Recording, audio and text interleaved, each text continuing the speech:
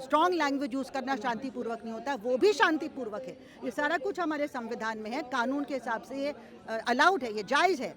आपके जो police agency ने एक माफिया की तरह, और कई लोग तो वर्दी भी नहीं पहने थे, माफिया की तरह पैलेट गन यूज़ की, AK-47 यूज़ की, ये कौन सा कानून है? कानून इक्वल होना चाहिए। आपको अपने एडमिनिस्ट्रेशन को रोप इन करना चाहिए। ना तो आप ट्रोल्स को रोप इन करते हैं, ना आप पुलिस को रोप इन करते हैं, ना आप ED को रोप इन करते हैं। ये जिस तरह का काम कर रहे हैं सिर्फ एक माफिया कर सकता है। तो ये माफिया की सरकार, ये यंग जनरेशन नहीं सहेगा।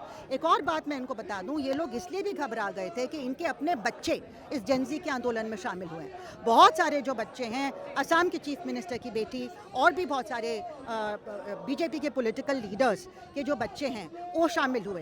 एक ने रेजिग्नेशन भी अपने पोस्ट से दिया क्योंकि उसके अपने परिवार के लोगों का सर फोड़ा गया और उनको जेलों में बंद किया गया। तो उसने कहा कि मैं इस पार्टी के साथ अब नहीं रह सकता हूँ, उसने इस्तीफा दे दिया।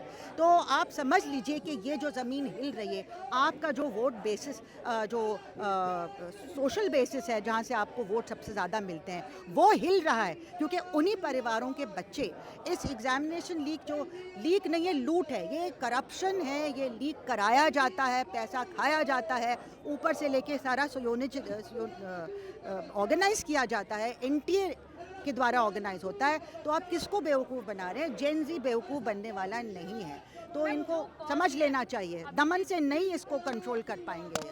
अभिजीत दीप्ते ने ये कहा है कि छात्रों पर अगर उत्पीड़न नहीं रुका तो दोबारा से आंदोलन करेंगे। तो क्या लग रहा है, आंदोलन का जो ऐलान किया वो हो सकता है? हाँ, बिल्कुल हो सकता है। मैं मानती हूँ कि अगर अभिजीत दीप्ते ने ये कहा है तो अच्छा कहा है, और इस बार इनको अपने साथ एक जो नेगोशिएशन कमेटी या जो भी है, थोड़ी ब्रॉड बेस बनानी चाहिए। आखिर इसमें जो छात्र हंगर स्ट्राइक पे थे उनमें से एक को भी आपने नहीं रखा। आप खुद हंगर स्ट्राइक पे नहीं थे, माना कि आपने शुरुआत की है ना, आपने भी बहुत अच्छा रोल प्ले किया, लेकिन आगे चल के जब आंदोलन बढ़ा है, इन सबका योगदान उसमें था। बहुत सारे लेफ्ट ग्रुप्स के भी स्टूडेंट्स आए थे और हंगर स्ट्राइक पे बहुत सारे लोग और भी बैठे थे, कम से कम 21-22 स्टूडेंट्स बैठे थे।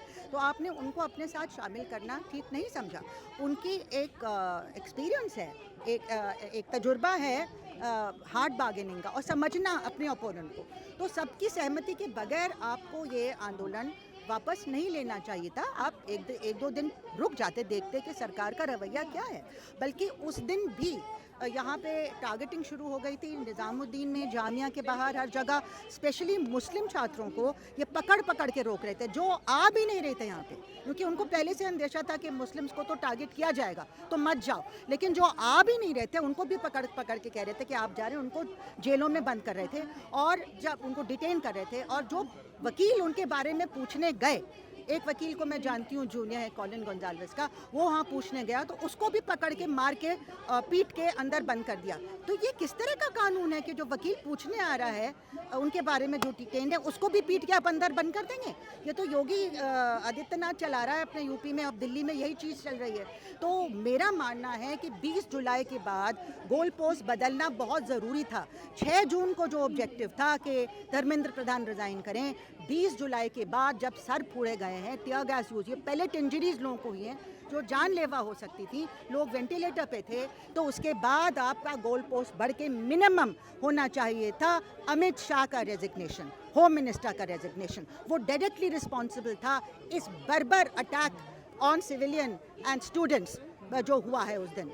उसका नाम लेने से क्यों डरते हैं? जिस जनरेशन को आप कह रही हैं कि इतिहास रच दिया यहाँ पर जंतर मंतर पर, कंगना रनौत उनको गटर छाप जनरेशन कह रही है। कंगना रनौत की बात कौन सुनता है? मैं तो नहीं सुनती हूँ, आप सुनते जाइए। वो कहती है जो 2014 में फ्रीडम स्ट्रगल 2014 में हुआ था और 1947 में बिना वायलेंस के कैसे आपको फ्रीडम मिल सकता था? इन लोगों को समझ नहीं आता। ये गोडसे के फॉलोअर्स हैं, ये गांधी के फॉलोअर्स नहीं हैं। हालांकि जाके वहाँ माला वाला पहना देते हैं, लेकिन ये गांधी के आइडियल्स में बिलीव करने वाले नहीं हैं। ये प्रोटेस्ट गांधीयन प्रोटेस्ट था, इसलिए इनकी समझ की बाहर है। ये तो हिटलर और मुसोलिनी को अपने आइडियल समझते हैं। इनकी किताबों में लिखा है कि हिटलर ने नेशनल प्राइड को हाईएस्ट जगह तक पहुंचाया। तो इससे क्या उम्मीद हम रखते हैं? छोड़ो, क्या कह रही है कंगना रनौत। पार्टी कर रहे थे वॉलेंटियर्स के साथ, बाकी 2 मांगों की परवाह किए बगैर। क्या आप समझते हैं कि ये छात्रों के लिए ही आंदोलन था, धर्मेंद्र प्रधान को हटाने के अलावा?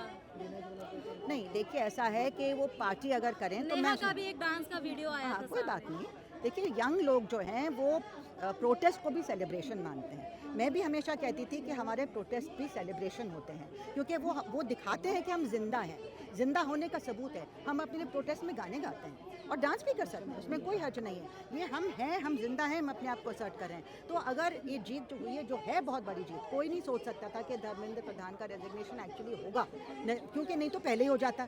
अगर इतना आसान था तो मोदी जी अपनी स्किन बचाने के लिए कह देते आप रिज़ाइन कर दो, है ना, तो शुरू में ही ख़त्म हो जाता ये।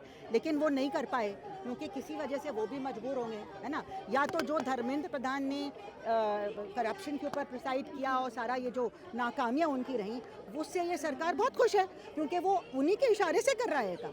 धर्मेंद्र प्रधान अपने आप नहीं कर रहे हैं। ये सरकार की नीतियाँ ही कहती हैं कि आप एनटीए जैसी बॉडी लाओ और ये ऊपर से लेके नीचे तक इस तरह से करप्शन हो, ताकि हम चाहे जिसको अंदर घुसाएं, चाहे जिसको बाहर घुसाएं, तो इनको ये सूट करता है। स्टेट्स की ऑटोनॉमी ख़त्म कर दो, यूनिवर्सिटीज़ की ऑटोनॉमी ख़त्म कर दो।